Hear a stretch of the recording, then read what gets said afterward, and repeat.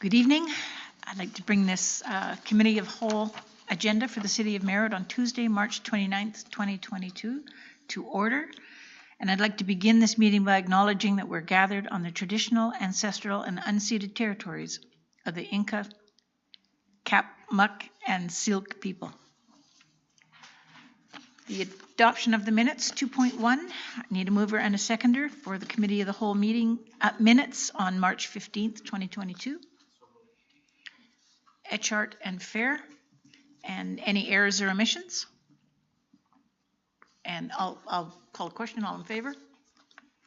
Opposed? None? Carried.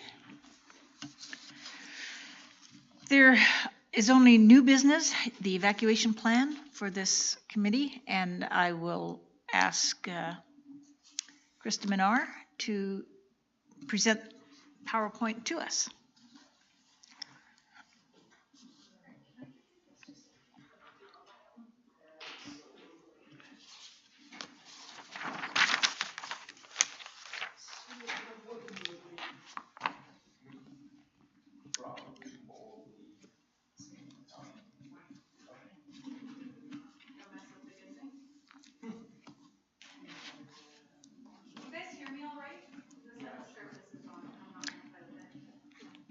That needs to be on for the...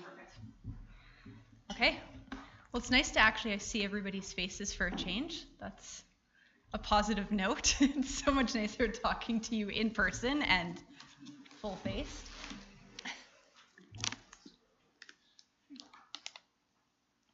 Okay. Who has had a chance to review the evacuation page, all 266 pages of it?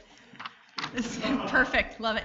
So what I want to do, it doesn't make much sense to go through it page by page. What I really wanted to do is capture what the intent is of this document, how we're going to use it, how it will function, what it will serve and what it won't. So that's kind of what I'm going to speak to today. Oh, this might be too far away for me to play with. Okay, just next slide if you can, or if it won't. Okay, and you'll have to click through to the bottom. Okay, so some of the things that I want to review tonight are the BSAM's goals, so the BC Emergency Management System goals that are laid out. That really governs how we manage anything with the emergency management lens.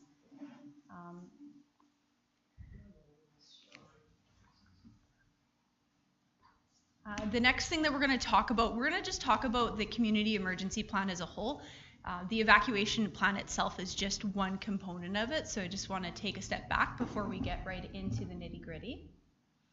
We're going to talk about what the overall intent is of this document, as well as what some of the components that you're going to see in there. And I'm going to ask that you please interrupt if you've got questions or if stuff kind of came up as you had a chance to review it, so that we can kind of make sure that we take notes on that. And then we're going to talk about what the next steps are now that we have that plan going. Okay. So anytime that we're looking at doing anything in emergency management, we're doing it with a lens of thinking about mitigation, preparedness, recovery, and response.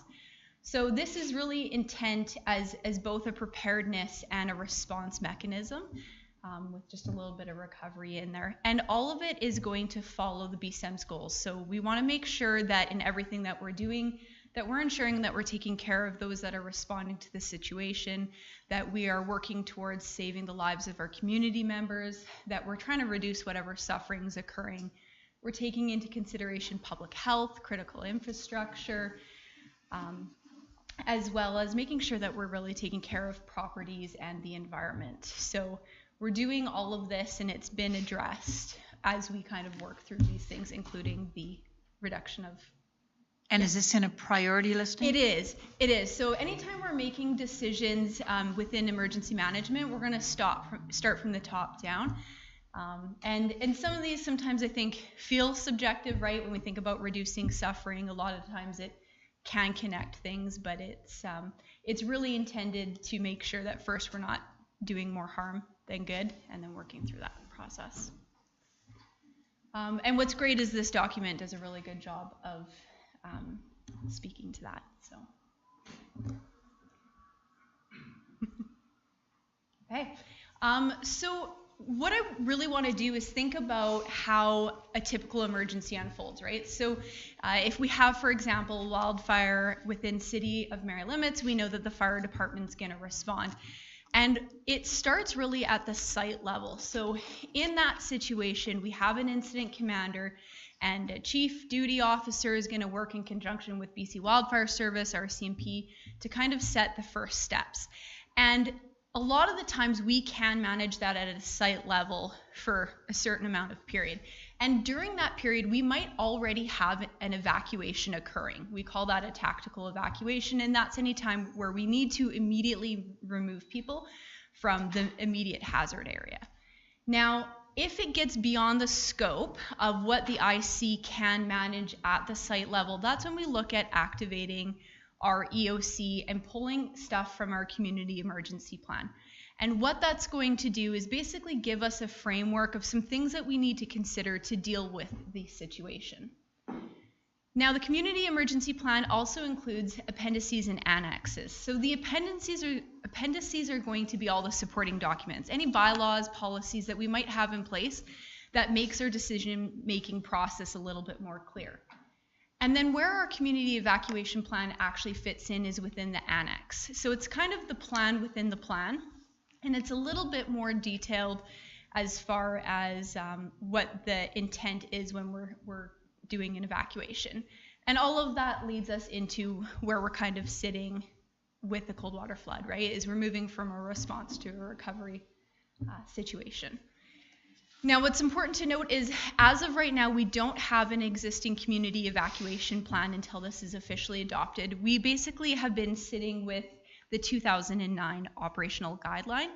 So there's nothing Merritt specific in there. It's very generic, and it really doesn't speak to any of the specific needs of our community. So it's a little bit of support during an emergency, but you're still kind of building things from the ground up, and you're relying on local knowledge and understanding when you're doing it. And it's not going to encompass things like bylaws and all of that. So I think Councillor White's just getting in here. I'll maybe give her a minute to sneak in.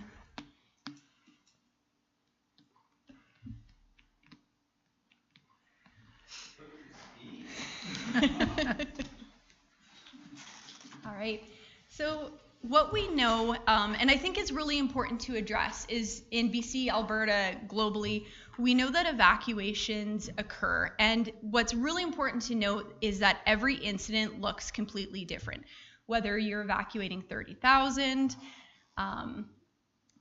whether it's 13,000, depending on the city, the resources, the incident itself, each situation is going to have some similarities, some beginning steps that they need to consider.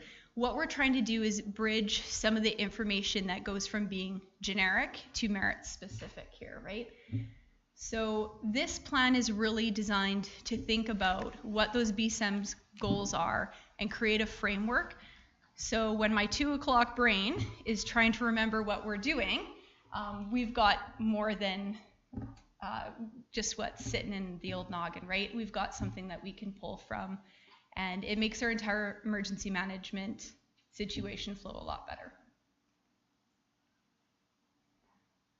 So big thanks to Skye McEwen, because he actually started this project before I jumped into this. So the grant was $25,000 for those of you who don't remember.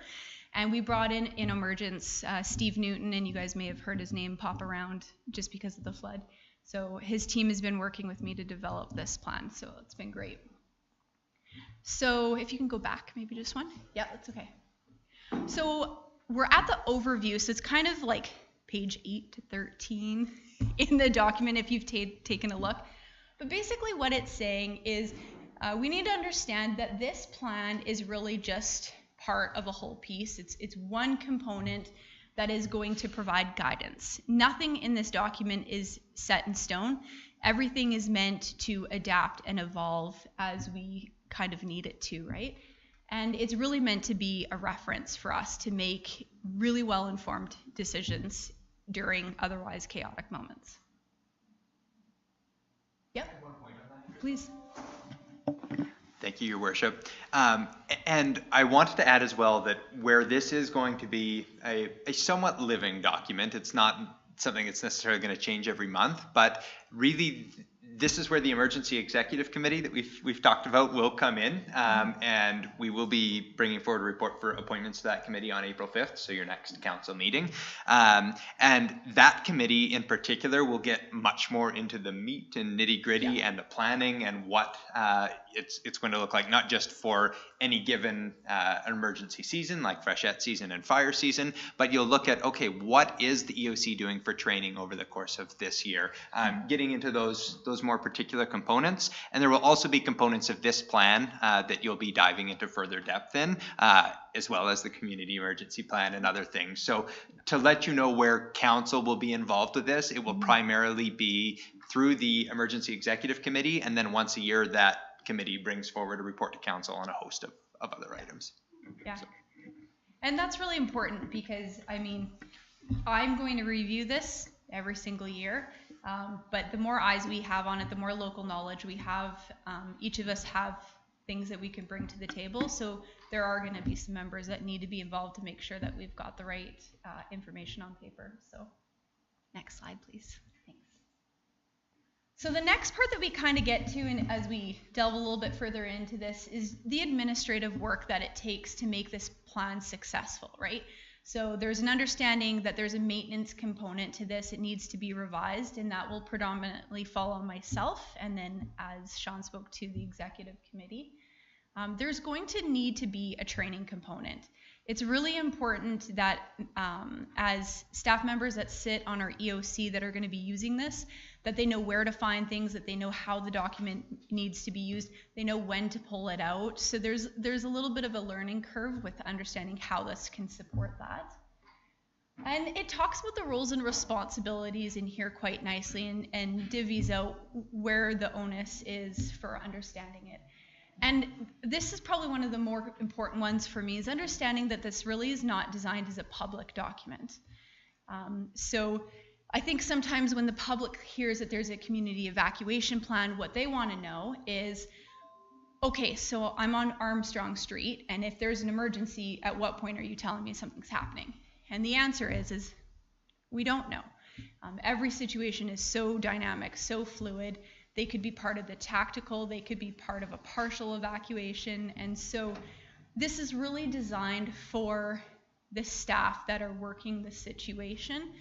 And yeah, so that's important, right? And there's a lot of information on here that we wouldn't necessarily want out to the public. Some of it is phone numbers, but some of it for, you know, just plain common sense. We don't want everybody to know where every checkpoint may or may not be. We don't want people thinking too long and hard about that. We know that was a challenge as is. Next. So there's, you know, there's components, right, that they're not necessarily going to be privy to everything. But what I do like about this section of the document is it does talk about the fact that we have a complete responsibility to educate the community. In order for this plan to be successful, community members need to understand how to prepare an emergency kit, what's a safe way to evacuate, where do they obtain information, and it's also important for you guys to be comfortable with what your role is during an evacuation. There's obviously a lot of expectation from the public, putting it mildly, that you guys have all the answers. And so I think it's important for you guys to know what you guys do have onus of and what you kind of have an ability to have input on. So this is really important for me. I really love how they've separated the community profile not once but twice. And basically what they're saying as they address this here in the appendices is that if we don't understand our community and what we're made of, it makes it really hard to support our members. And that's why we're here, right? Anytime we're evacuating community members, it is for the safety of themselves and for first responders. And if we know who we're trying to help, we're much better at accessing the required resources. Ooh, back one more. So then we have, we're getting into a little bit of activation, right? So we're in an event, who can activate the community evacuation plan? And it really comes down to Sean, the fire chief, and myself, one of us being in a position where we recognize that we've hit that point in a situation where we need to be pulling some of this stuff out. And of course, it's all based on the Emergency Program Act, right? So we have legislation and we have some rules and some can do, should do, and no, the government's not going to touch that one. So we need to kind of understand where we play within the game. Any questions so far before I kick into more of this? Sean. Got one. So you recognize, and we just said here that it's Krista, myself, or the chief that will generally initiate this, but you guys are very well familiar that anytime we implement an evacuation plan, we first have to have a state of local emergency, which is always going to be a sign-off. So in terms of the consultation process, you guys will recall on this event, we'll try to pull whoever we can together before we undertake any of those actions. So it's not unilateral, but as the ones that are, again, we don't pull the trigger without notification, but that's really the order that's set out. So it will be us three, but with notification to the policy group. And I understand that we, as the policy group, hear the information that comes to us. And once we make that decision to go ahead, that we hand the operational side over to you guys. Yeah. I mean, you've already got it. We don't have to hand it over. Yeah. But we are not hands-on. We are strictly the policy group. And even for the EOC, right, our fundamental responsibility is, for example, in a wildfire situation, if chief is managing the wildfire from the fire ground, our job in the EOC is solely to assist what he is not able to get for himself on the site level, right? So even our role where we're at is really ultimately about making sure that they have what they need. Correct. And that stands as a slight difference to what we ran during the flood, which was much more of an incident command post versus an emergency operations center. Because again, the distinction there, emergency operations center is support for incident. So what happens in fire grounds, incident is what's happening there on site, and the EOC is supporting that. But we really were the incident command post here. And so it is structured and needs to be structured a little bit differently. And I think that's one of the big learnings that we had kind of coming out of this, is trying to apply a more EOC structured approach here when really we are incident, and we had to acknowledge that. That was important for our team. Okay, so the next part, as we move a little bit further into the document, gets into specifics on, and you can stay on the last slide, sorry, Greg, gets into evacuation types. So we talked a little bit about the tactical evacuations. It goes on to describe a little bit more what a partial evacuation. So if you remember, first day, kind of our first operational period, we had really just done, you know, the areas right around the cold water that was affected. They were coming to the Civic Center to receive ESS supports. Then we moved into the community-wide evacuation. And so in the document, it basically describes things to consider as you move throughout the different types.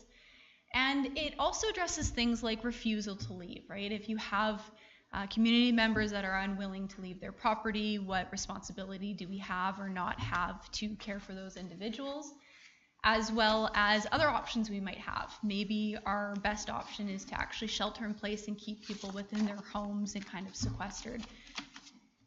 Last but not least, of course, it also gets into a rescission, because it's never just flip the switch and everything's back to business. There's always a process of coming back from a partial or a full evacuation. And so there's some considerations that we need to think of as we move into that phase.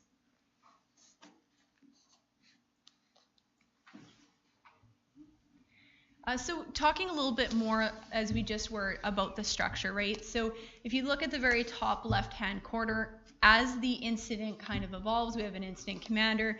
Then we've got one more slot in there that would be the EOC director. And what happens is sometimes things expand so quickly. It's why sticking with the incident command system is so important, because everybody's got a role and a responsibility. There's no overlapping of work. There's a very clearly defined scope. And so this section really talks about who owns responsibility for what parts. And what I find really helpful in this is who do we have to contact that are, for example, government officials. It might be EMBC, DFO, it could be transportation. At least we have some initial contacts if we're trying to find something on the fly, as well as non-government agencies. So we know that we had Samaritan's Purse, Red Cross available for supports, and there are others. So now we have a list to kind of work from to start some of those initial conversations when we move into this process. Another part that I like that we have in here is what we call in there mutual aid, but really is just a support note. In the fire service, mutual aid usually means somebody that we exchange services with.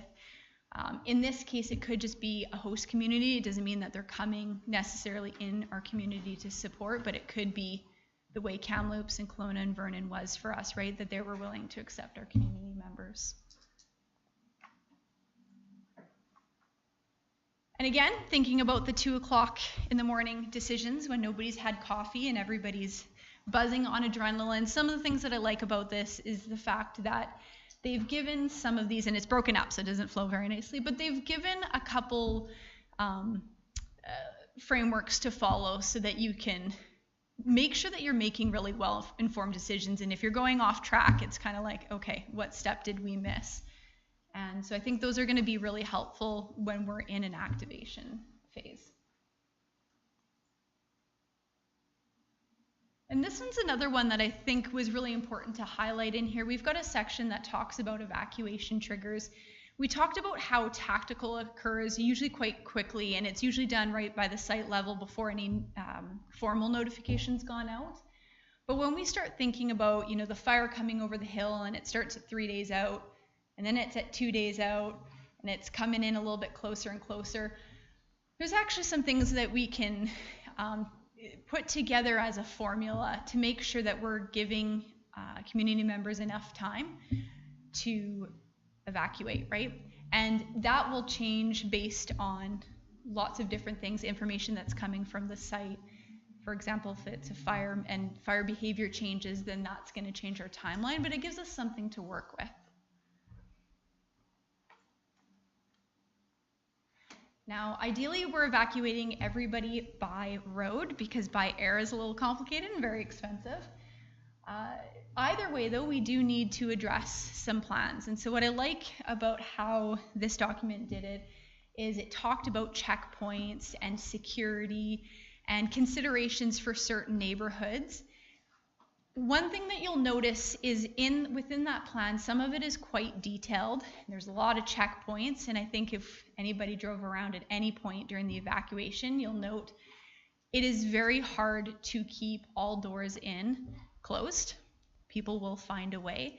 So it's really meant as a guideline. Here are some things that we think might help if you are trying to secure a certain area and only allow temporary access or emergency access. But it's nice to have something to start with and then to figure out what is reasonable with what resources you have rather than starting from scratch on a piece of paper and a pen and hoping that it does the right thing.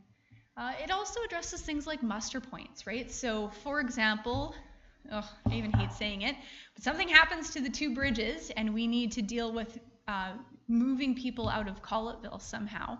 It's addressed some areas where we have heli spots and we have a little bit more information that we can, the areas have been scouted, we've kind of assessed and deemed them suitable for us to be able to get in there. And there has been some thought process going into this so that it doesn't conflict with some of the operations that might happen for the fire department. Because I think that's important, right? We don't want to be sending community members to the same place as we're sending emergency personnel. It just doesn't work very nicely. So we've tried to be cognizant of that, knowing that things might have to shift depending on what the situation is. Any questions about that section? No? So another thing is the consideration of livestock, right? Whether or not they're moving through community or They happen to be the backyard chickens that people have, family pets, vulnerable populations that require assistance, or if we have a situation and it occurs during a music festival weekend, for example, right? Let's hope it doesn't happen, but it is something that we need to be mindful of, right? It changes what our transportation planning might look like if we're requiring further buses or planes or something. This piece is really important here when it gets down to this part of the document, and it talks about some best practices with how we communicate this information to the public. We all know the sooner we get this information out, the safer we can make the community and the first responders that are going in. And so we know that door-to-door knocking is a traditional way of doing things and is ideal, right? Is that we get to every single door. But we also have some really great tech out there that help make this process move a little bit smoother. We're getting a lot better at using Voyant Alerts, so I say something about the Voyant Alert. Yeah. I registered with Voyant at the time with TNRD. Yeah. I've tried changing my address. Yeah. I am not getting any alerts from the City of Merritt. So Voyant Alert, their 2.0 version was supposed to roll out sometime this winter, spring. So my understanding is that is one of the changes that they're looking to make, so that if you have maybe a home in different community or kids in different communities, that you can have it across the platform. So one of the things that is on my docket for April through to May is trying to educate the public a little bit more on how to use Voyant Alert. We know that there needs to be a lot more information, and preferably not during a time of crisis. It's hard to educate when people are just worried, right? So that's definitely something that I'll look into, Madam Mayor. Thank you. The other thing is making use of things like our social media and our website, right? We really want to make sure that we've got a solid communication plan, which will be another thing that I'll eventually get completed on my docket, so that we have a really good flow of information going out. No matter how much information we get out there, it never seems to be enough, but we're going to do the best that we can. You'll notice in this section, we actually have a pretty hefty area for the ESS planning considerations. And this is actually going to help formulate some of our planning when we look at creating an ESS plan, which we don't have yet in existence. But it's considerations like, what kind of capacity do we have within the city? What are response levels that we can manage? Ideally, we want to keep people at home. Doesn't serve anybody well if we add trauma by removing them from the community. But we also have to understand what our thresholds are and then what our plan is to move them. And I think we can all safely say that we learned a lot through this last process. ESS is arguably a challenge for us. It's a challenge for us as a city, and it's a challenge for the province. And so it's something that's going to be an ongoing work in progress, but we'll slowly get there, I'm confident. Of course, every time you move people out of their homes, there's that point where you hopefully get to bring them back, and that requires some planning, right? How do we bring people home? And if we can't bring everybody home at the same time, how do we do that in a way that makes sense? And we also know that that has been an incredible challenge. So this will feed into what we hope will become our recovery plan that will be kind of pieced together through this experience and some more work in the next coming years. So that one's important. And then the other thing is just, how do we pay for it all, right? Anytime you're moving people, there's a cost to it, and we would like our taxpayers to not have to carry the burden. And we know that not everything is always covered, but we want to have a plan and a system in place and to understand what the requirements are of EMBC to get as much funded as possible. So that is also part of this. Now, the appendices are fun for me, and so really what they do are they just answer questions, right? They give you a quick reference if you're trying to look for a little bit more information. So who exactly is in your community? Who's going to need extra support? What do we have already for resources? We have discovered that there are some great resources that we have within community, and so we want to capitalize on that when we can. If we need to move people in groups, where's the safest and most accessible area to get them to?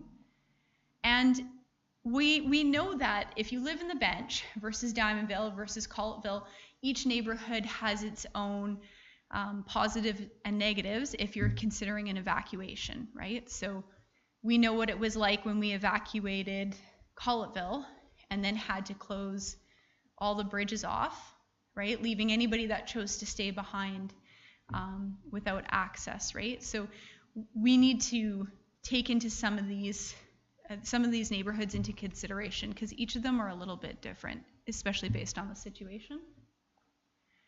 And then what I really, really like and is probably going to be the most useful and exciting part for me is the evacuation checklist. I love checklists. But what it really does, it's actually broken down, if you recall, it's broken down into position. And so it is going to get put into a binder that goes with that position so that whoever's doing it, whether it's somebody that we've brought in from out of community or it's somebody in-house and maybe they haven't had an opportunity to work in that position, they know what they're doing, or at least they can start working their way through the motions, right? So I find that one super helpful as well. Can I interject there? Please. And where the value is really going to come in for mayor and council, so when you have the opportunity to review these in some detail yourself, is you'll find that, as Krista said, it's broken down by position so that certain things are going to be thought of by certain people and other people will not need to worry about what's happening with the livestock or whatever that scenario is. And so the mayor or the acting mayor, which could be any of you and regularly is in events like these, here's the checklist for you. Here are the list of considerations where your mind should be at, the types of questions you should be asking.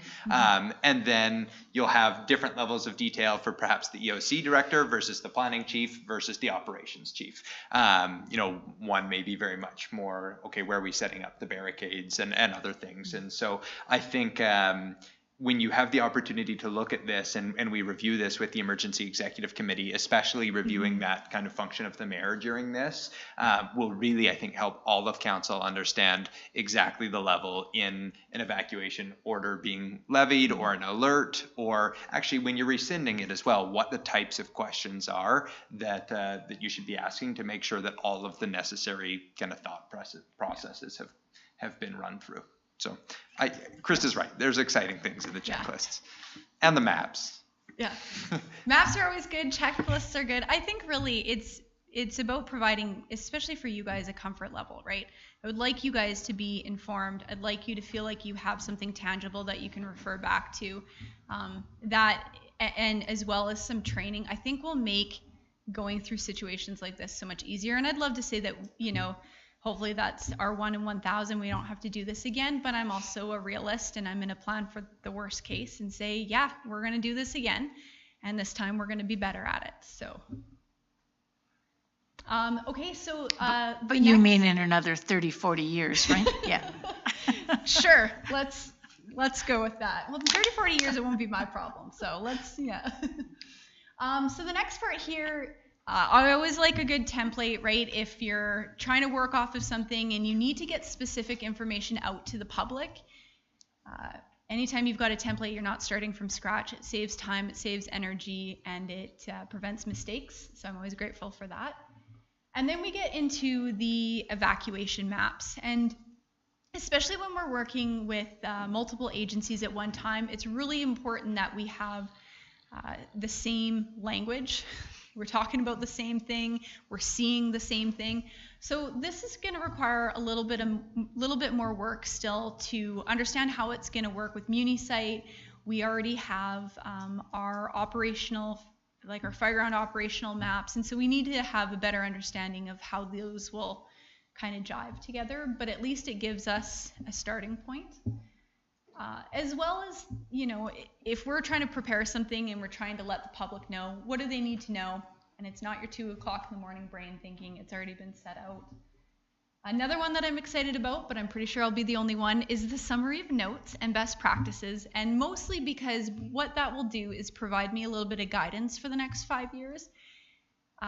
In reading that, I know what we have and what we don't have, or we're not quite hitting the mark on. And so what it allows me to do is consider the big picture and think about how we can get to a place where we are running at best practices or nearly there.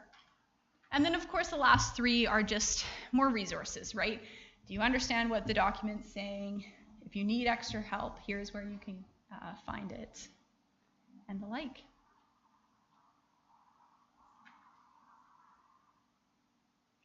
At the end of the day, this, again, it's just one component, but as we continue to learn from this experience and we start building all these pieces into it, this is going to make things function so much better when we're in the thick of it. So I'm really looking forward to being able to work with this plan a little bit, practice it, imagine it, tabletop it as we move forward. We've got training coming up with Steve Newton in Emergence. We're going to do a little bit of work on what that looks like. And what I'd like to see, you know, certainly in the next couple of years, is working with fire department, RCMP, building out a scenario at some point where we can put some of this into practice and we can, you know, work with ESS and kind of get some of those components together. Okay. So that was a lot. Nobody's sleeping yet, so I'm taking that as a good sign. Does anybody have any questions about the document, things they saw that they were questioning, thought was problematic? Yeah. Anybody have any of the? Councillor Richard. Well, I like the detail that I got to review and whatnot. So being that this is more a plan so that we have one, if we're asked with the public, I know that this document wasn't necessarily to publish or anything necessarily, but that we have a plan for people. But are there some highlights that we should feel free to share? I mean, this isn't any kind of secret, but I mean, we're not going to share every single detail of the document. But I think the important part for people to understand is that, especially once we've had a chance to review this and process this as a team, like, we do have a plan. We have something that is meant to work with us during an event, and that this plan is designed to support the EOC in making the right decisions as quickly and as efficiently as possible. That's really the goal of it, right? So what the public can expect to see on top of this is more education, right? They're going to get more education about how they can be personally prepared for the event of an evacuation. I was also wondering if ESS had streamlined any online procedures. Sure. Should we have another event? So so kind of a couple changes are happening in ESS and good changes, I think.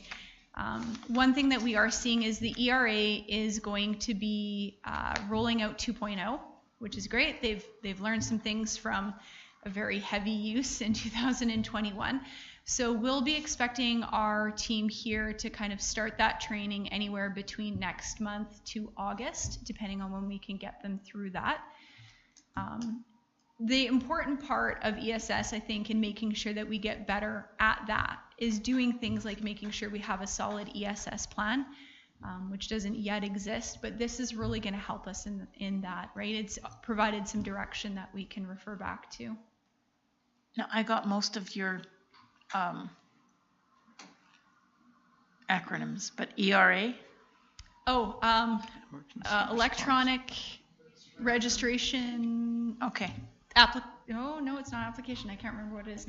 I'll look it up. I'm going to blank on it. Something to do with ESS registration. It's online. Yeah. Thank you. Yeah. So that's rolled out by the province. That's their program. Yeah. Councillor Fair. Thank you.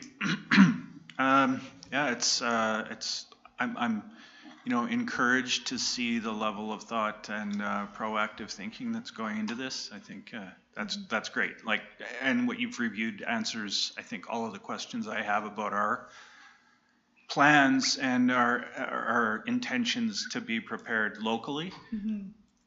The questions I have is how this is all going to be integrated with the province, with the neighboring, First Nations bands, Yeah. and all of the bigger questions that come out of that, like livestock, pets, Sure. all of that stuff. So, and I don't know if that's a question for this meeting or something that needs to be asked of the province. But that's what occurs to me. Like, that's where I'm having questions.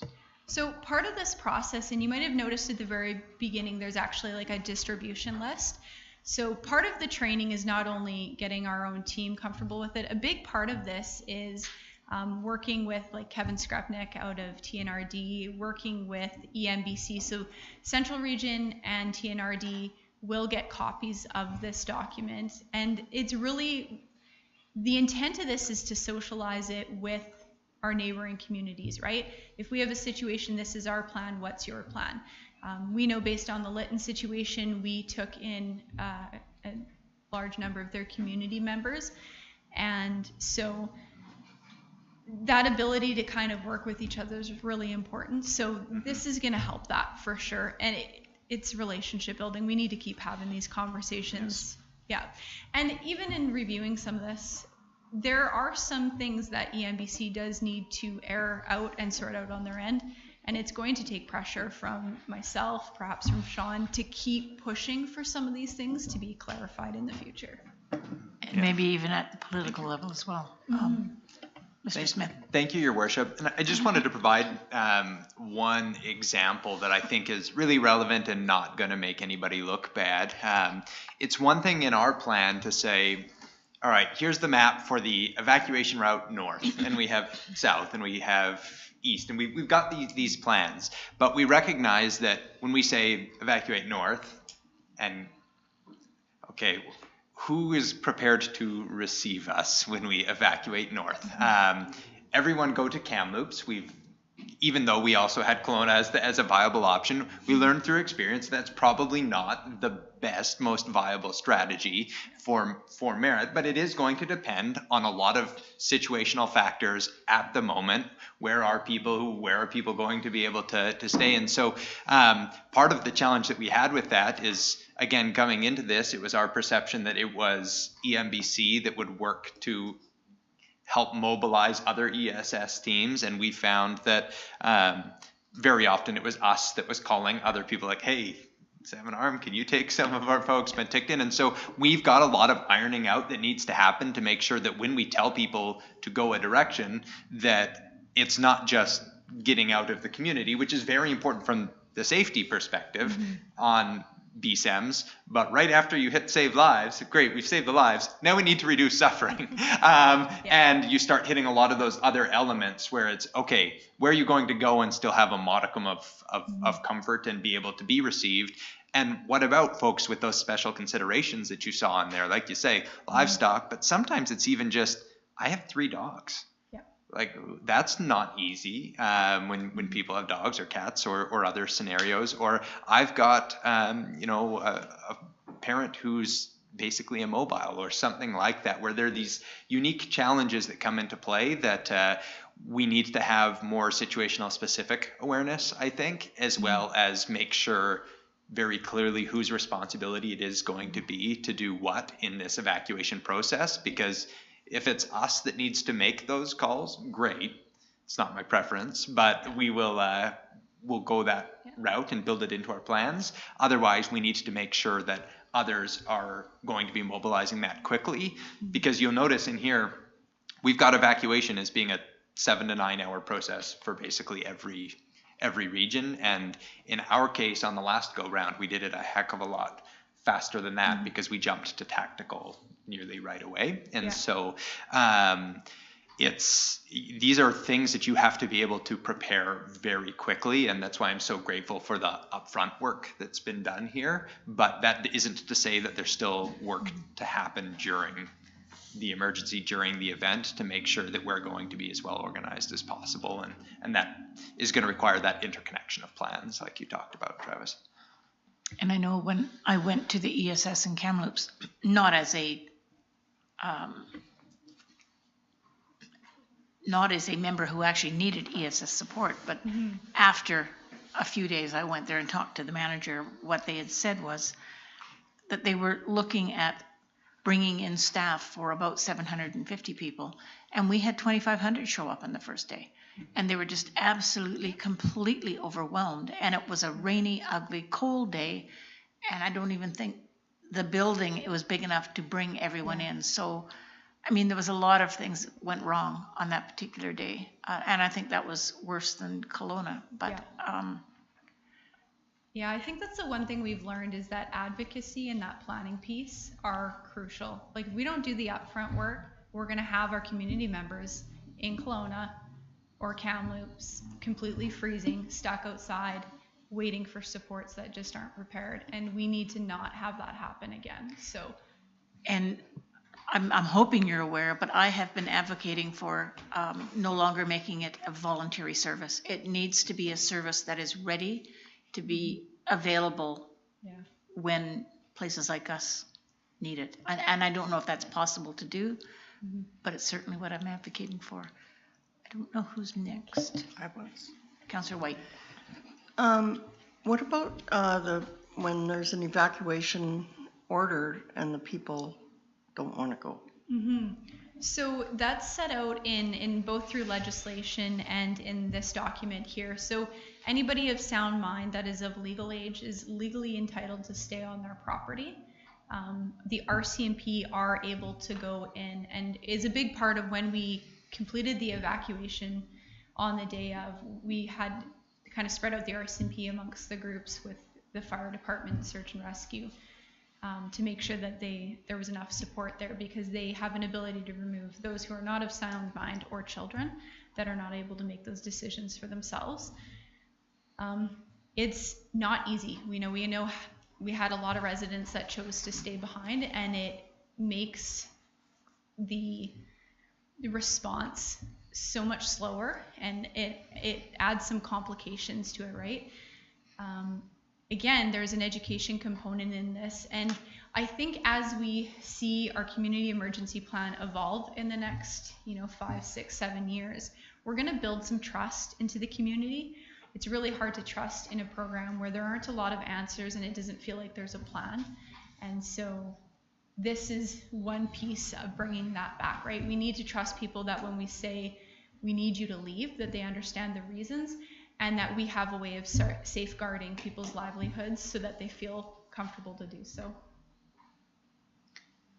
Yeah, and I know they're also in the plan. It's not only have the ability to make the decision to stay, but it's stay in your own home on your own property. Yes. We had people walking dogs and doing all sorts of things all over town. Yeah. They weren't just staying in their own home. It really did make it difficult. And there were ones that did stay in their homes. Yeah, that education component is really, really important. So, yeah. Councillor Christopherson.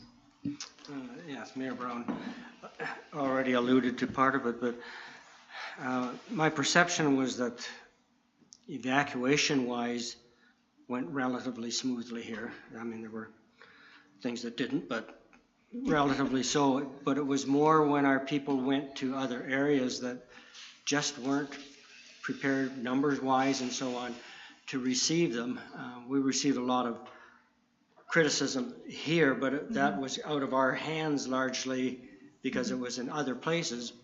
But saying that, a similar thing happened here in Merritt during the fire season the previous year, when we had lots of people coming to our town, and our ESS was quite overwhelmed with trying to help people. I know people were at the center and were lining up all day long out in the excruciating heat at the time. And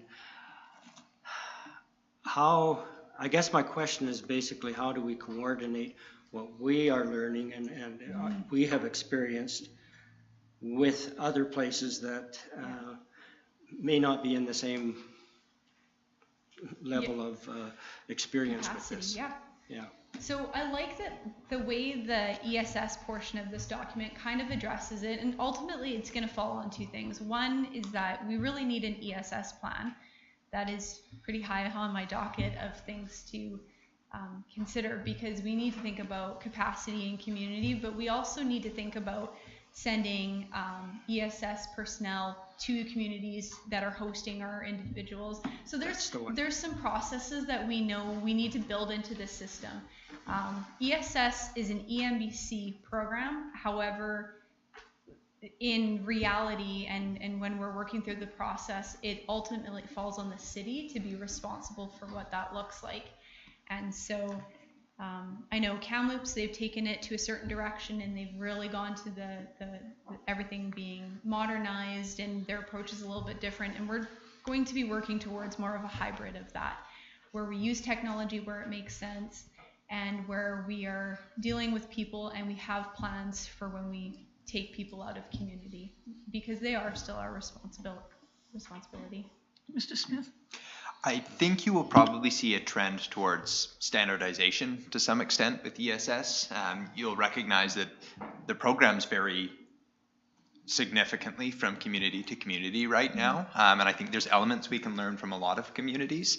But I had a really good conversation shortly after this with the province, where we were talking about the wouldn't it be nice conversations. And if you can, through plans like this, get to the spot where when we are putting out the evacuation order, and we've got it broken up in different areas within our plan, different areas that we can alert on Voyant, for example, so that people in a certain area are being asked to report to such and such an ESS reception center. We know that there are 380 people in that or 380 households in that area. They're being asked to report here, and we've confirmed that they have ability to receive those.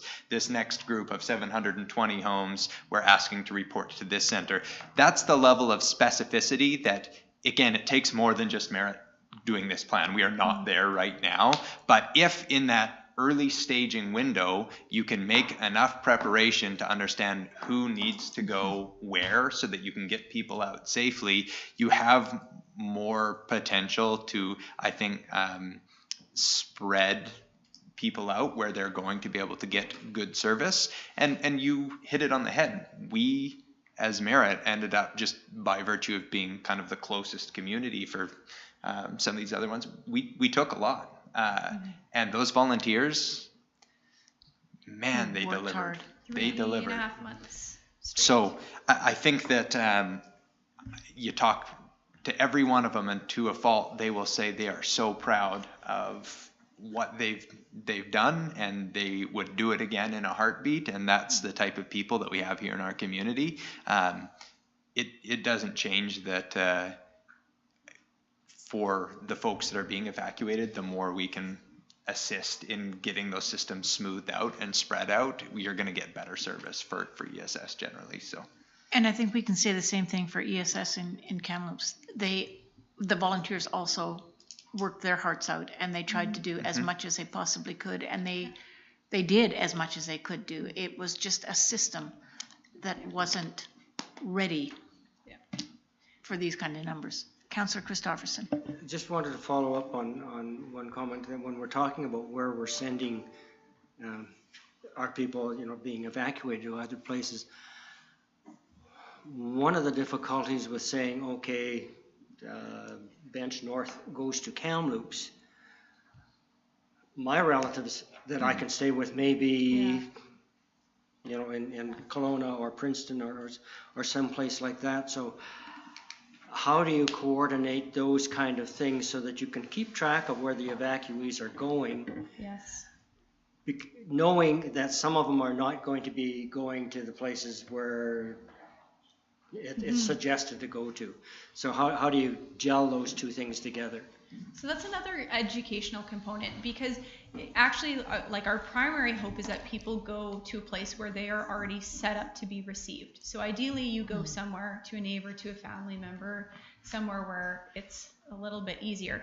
But the expectation is that everybody will register. And the point of everybody registering is so that if you're looking for a loved one, or, you know, your spouse got evacuated up north and you were evacuated east, that you're able to kind of be able to find each other. So there's an educational component to telling people, look, you can evacuate to where you have something set up. But for those who do not have somewhere immediately to go, these are your options. And then that's where we need to get a little bit better at creating a framework for how we split members of our community up to make sure that wherever they're going, that there is an ability to be received. So is it working towards that if I know my place that I should be going to is Kamloops, but I've gone to Kelowna, that I can contact Kamloops? Can I jump in here? So the answer is Yeah. always go to where you have people.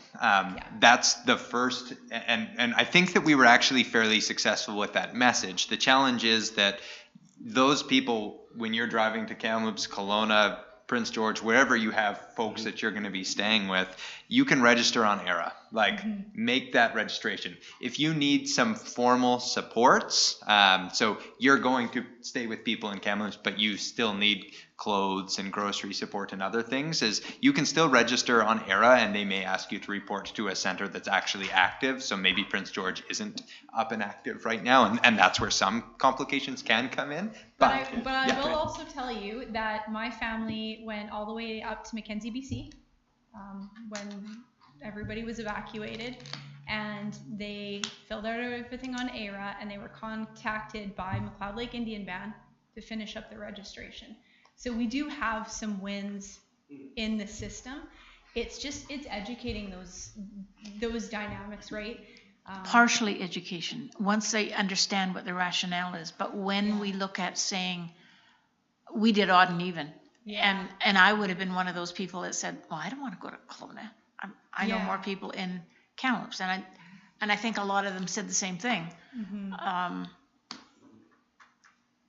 So it's the preference of the individual as well. We can't just say, you go here, you go here. And yet, what else are we going to tell them? Some people are naturally going to be sure. uncomfortable going to certain communities, and that could be for their own personal reasons. We do the best that we can. We aim to hit the 90%, knowing that we're always going to have 10%, that we're going to have to just hope that we've got the right advocacy in place, and that we've got the right people on the other end. And I think that's the thing that we've learned through this, is we need to get better at making sure that some resources are going into those host communities so that they've got more information. Right?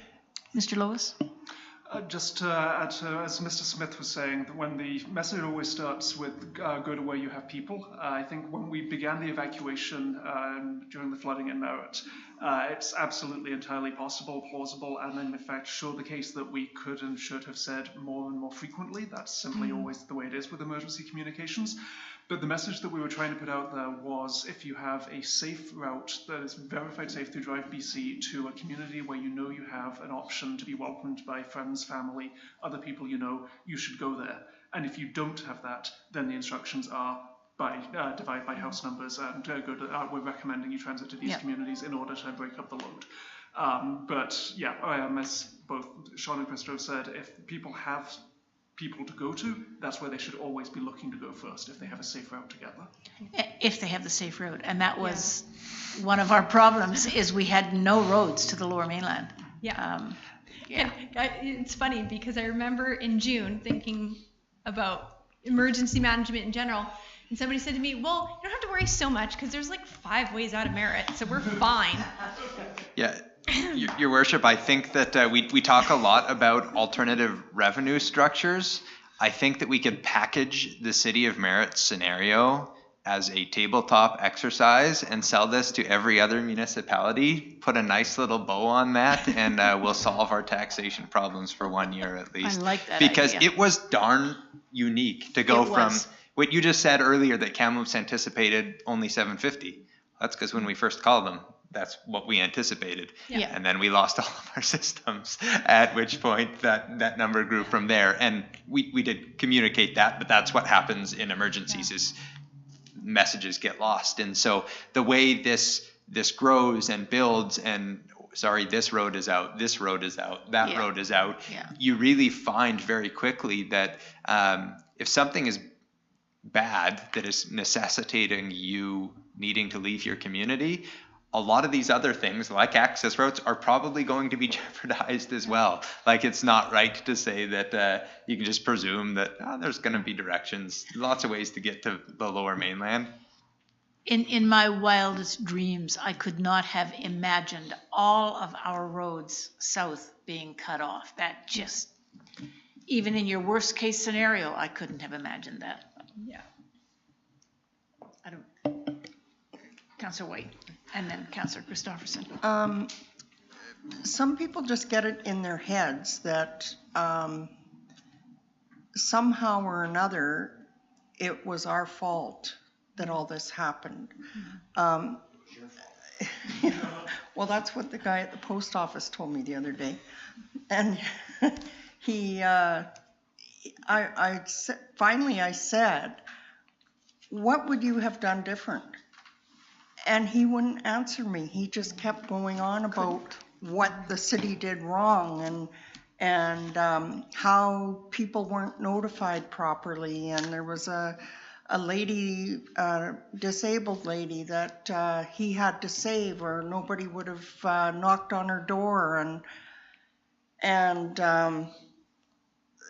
I just kind of said, and walked away, because there was nothing more to say to him. He just was adamant that the city did everything wrong. Mm-hmm. But he didn't have a solution either. Well, and I recognize, and I apologize, because you guys take a ton of heat for what happened. A little bit.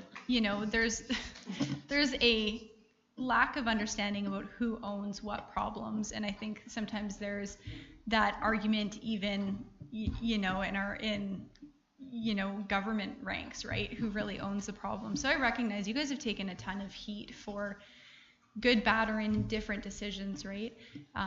It's why plans like this are so important, because the more that we have a system in place, not that it is ever going to fix everything, but it gives us confidence in what we're doing, why we're doing it, how we're going to make decisions. It makes it a lot easier, and it makes it easier for us to work through what we're inevitably going to have to go through, right? So it is frustrating, and I understand where the public's coming from. When you're frustrated and you're scared, it usually comes out in not very nice ways.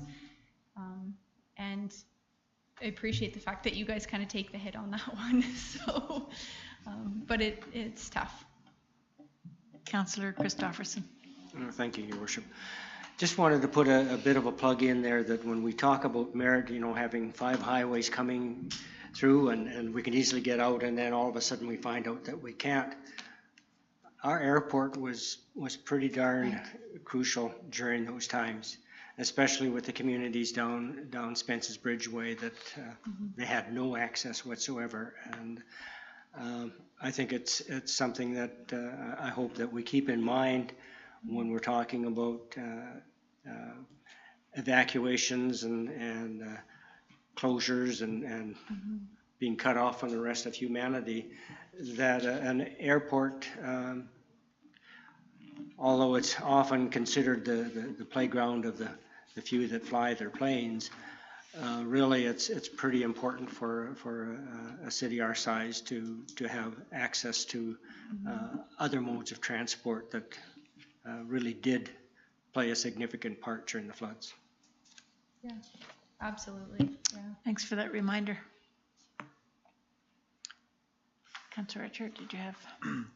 Well, the only thing that I wanted to add is not only do we have to have our plan in consideration and things when we think about is how the airport can also be there to help others who will be possibly in the situation we were in future years, because maybe we'll be called on to help them once we're, post-recovery and different things. So that's nice to see a plan like that so that we have more learning from past incidents so that we can move forward in a positive way. So thank you for that.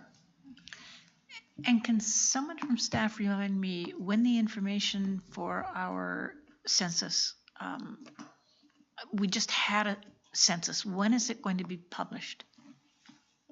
Not that you.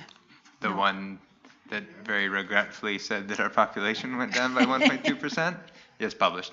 It is? Yeah. Okay, Yes. Information over the course of this year, but the headline stats are out now. okay. Some of them are out. Yeah, we get all the demographics by, what population, ages, that household incomes. 1.2%? It's what the census represents. I don't know if I want to jump right out and say that the census is wrong, but I think that there's some potential issues with it. But it's what the numbers say. Mm-hmm.